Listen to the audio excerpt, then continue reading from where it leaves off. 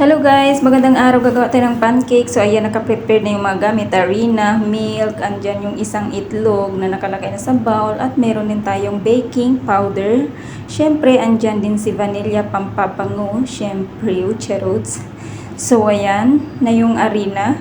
Ni-mix ko na siya together with the egg. So ayan, ni-mix ko na siya guys. Kutsara lang yung gamit ko. So ayan na siya. So, ayan guys, imi-mix natin hanggang sa ma-mix together yung egg at saka harina. And of course, para maganda imi-mix, ilagay din natin yung milk. Estimated lang yan guys, walang measure, direct to the point na yan siya kasi pang madalian lang yan siya na breakfast ng mga bata. Hindi biro gumawa ng pancake. So, ayan, ilagay ko na rin yung baking powder at saka small amount of vanilla, tapos ayan, 2 kutsara na. So ayan, tapos imi-mix natin together guys.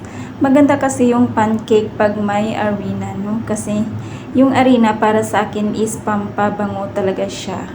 Maganda yung amoy or masarap yung amoy ng pancake pag merong vanilla, di ba mga guys? So ayan, dinagdagan ko na ng konting milk kasi medyo sticky siya. Mix natin together hanggang sa malapot siya, yung maganda na siyang lutuin. So ayan, kulang pa yung mga ingredients niyan guys, no? Tapos before that, hindi natin makalimutan na lagyan din ng asukal, of course, para meron din siyang lasa. So, ayan, meron na rin small amount of salt.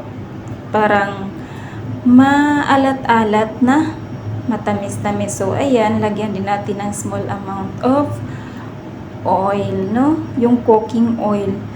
So, ayan, at luto na nga yung ating pancake. Ready na siyang i-serve.